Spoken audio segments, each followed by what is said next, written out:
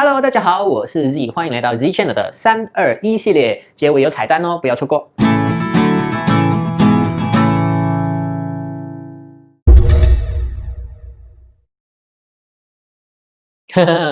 是不好啦，但是我觉得偶尔一下可以谅解的嘛，没有办法嘛，是这样子，我们出来工作累到要死了，你在外面对顾客、对老板，你都要假装笑一下了，难道回到家难道你还要就是继续装下去咩？当然就是做自己嘛，对不对？所以可以谅解的。再来嘞，你知道啦，有时候不是我们不要控制，是控制不到，因为两个人在一起啊，或者是家人住在一起啊，长期久了之后哦。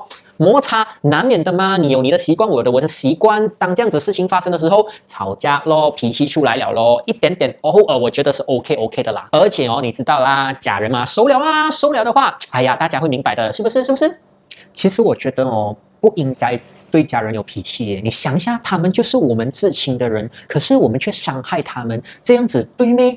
换个角度来想啦，今天你至亲的人一直对你发脾气，伤害你，你不开心的吗？这种就是同理心咯。你不想别人这样子对你，这样你就不要这样子对别人咯。而且你看啊，你把你最好的那一面留给外面的人外面的人可能在你人生中只是短短的那一段时间就走了的，他们就离开你世界了的。可是家人就是留在你身边很长久的人嘛，你为什么要把最好的一面留给那些短暂的过客，而没有把最好的一面留给在你身边至亲的人呢？无可否认，很多人都会不小心、情不自禁的对我们周围的人，尤其是家人发脾气。为什么会有这样子的情况？主要原因呢，是来自于我们这个稳定的关系。就像我之前所说的，人总是会寻求一种归属感，而在我们跟熟人、家人的关系当中，这种归属感非常的稳定，也就带给我们了很大的安全感。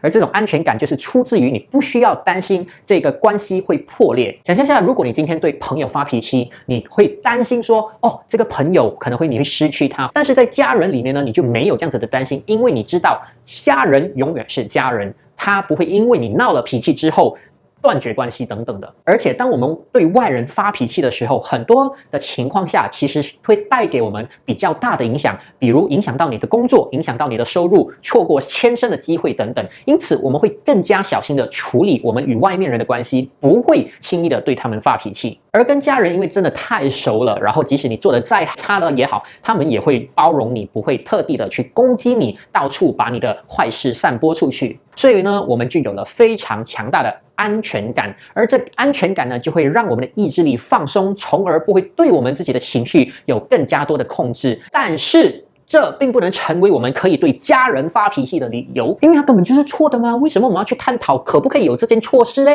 是的，发脾气本来就不是一件好事，不管是对家人还是对陌生人、外面的人发脾气都不应该。